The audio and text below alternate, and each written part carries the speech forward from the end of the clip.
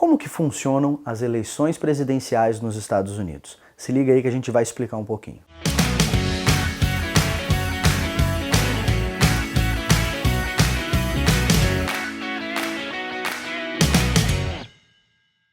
Ao contrário do que acontece no Brasil, onde a gente tem uma eleição presidencial democrática e por maioria, então simplesmente 50% mais um voto, você ganha as eleições presidenciais brasileiras, nos Estados Unidos não é assim. E eles têm uma jabuticaba deles lá, que é o colégio eleitoral. Vamos dar um passo atrás, nós estamos agora em 1700 e bolinha, quase na virada do século. E aí os Estados Unidos naquela época eram 13 colônias, os primeiros 13 estados americanos, todos ali naquela costa leste. E o que eles fizeram? Na hora de desenhar a Constituição americana e entender como que funcionaria as eleições para presidente, existia uma preocupação muito grande que os estados mais populosos iriam exercer uma influência desproporcional versus os estados menos populosos. Então, na época, por exemplo, a Pensilvânia, que tinha uma população maior, iria exercer uma influência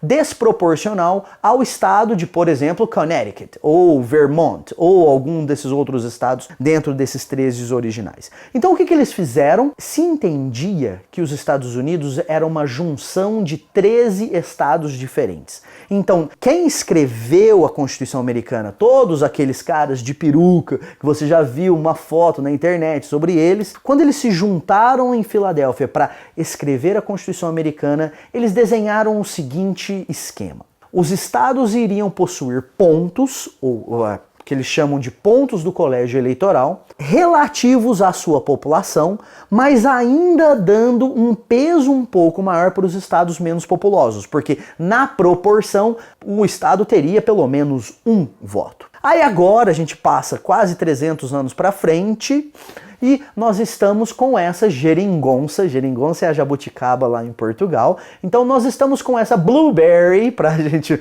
usar uma fruta que tem lá nos Estados Unidos, desse colégio eleitoral. Hoje em dia, o colégio eleitoral total de pontos são 538. E aí o que acontece é que no dia da eleição é como se houvesse 50 eleições simultâneas. Por que 50? Porque hoje em dia há 50 estados na União Americana.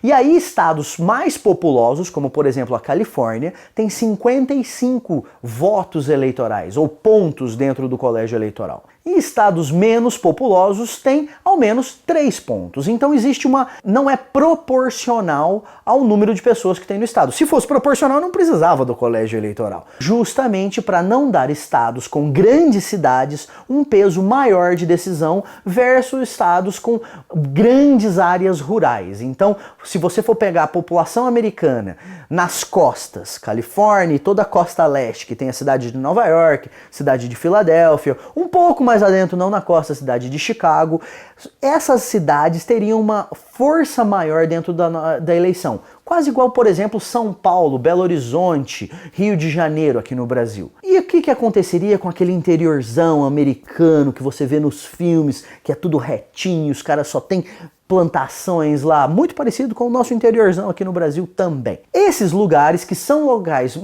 tradicionalmente mais conservadores, não teriam a mesma representatividade que tem hoje. E por que isso é importante? Porque há 4 anos atrás, Donald Trump perdeu o voto majoritário. Então, em termos de população, menos de 50% da população americana votou em Donald Trump. E Donald Trump ainda ganhou. E isso vai acontecer novamente. Bom, não sei se vai ser menos de 50%, a probabilidade inclusive que não seja. Mas você consegue ganhar as eleições presidenciais americanas sem ter a votação da maioria das pessoas. E aí é que está a questão. Porque o que acaba acontecendo é que os estados onde tem um impacto maior, onde está ali na linha, será que vai ser republicano? Será que vai ser democrata? Esses estados recebem muito mais em termos de dinheiro para campanha muito mais em termos de visita dos candidatos e muito mais influência no sistema eleitoral como um todo. Agora, estados que são consolidados como republicanos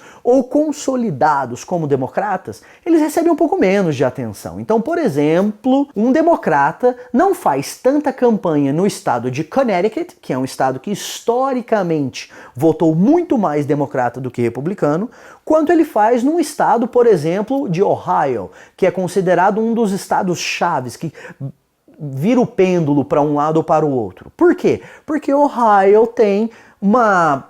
Ohio vai e vem. Ohio que o parta. Não, tô brincando. Ohio mais ou menos vai e vem. Tem hora que vota democrata, tem hora que vota republicano. Então, pro candidato democrata, é mais interessante ele dedicar mais do seu tempo nesse estado do que num estado onde ele tem 99% de certeza que ele vai levar os pontos eleitorais daquele estado. Em contrapartida, para os republicanos, não precisa fazer muita campanha no estado do Texas, que é um estado historicamente que vota alinhadíssimo com os republicanos. Ele vai fazer mais campanha onde? Na Flórida, que igual a Ohio também é um outro estado que pode ir para um lado ou pode ir para o outro. Então é muito interessante esse jogo, porque o que acaba acontecendo é que a distribuição de dinheiro e de tempo dos candidatos não é proporcional. Aí entra um parênteses interessantes. Ela também não seria proporcional se fosse uma eleição simples majoritária, porque aí os candidatos iriam dedicar mais tempo aonde? Onde tem mais gente. E aí eles não iriam lá no interiorzão, onde tem alguns estados que fazem uma diferença. Kansas, Iowa, Ohio, por exemplo. E as eleições americanas continuam sendo essa anarquia que até então tem dado certo. Ah, um fato interessante. Aqui no Brasil, os resultados são apurados muito mais rapidamente do que lá nos Estados Unidos. E aí vai ter alguém aí na internet, já tem alguém aí na internet falando que as nossas eleições não são confiáveis por causa disso. Bobagem! É tão fácil intervir nas eleições americanas quanto é nas eleições brasileiras. E lá nos Estados Unidos demora um pouquinho, justamente por causa dessas 50 eleições simultâneas. O que acaba acontecendo várias vezes? Quem está assistindo ali a apuração, vara a madrugada. E já houve várias vezes de no outro dia ainda não souber quem que é o presidente eleito do país mais poderoso do mundo. Estranho, não é? Então agora vamos lá, deixar o like, se inscrever, comentar, ativar o sininho pra gente entender um pouquinho mais sobre outras coisas que a gente vai postar. Um grande abraço.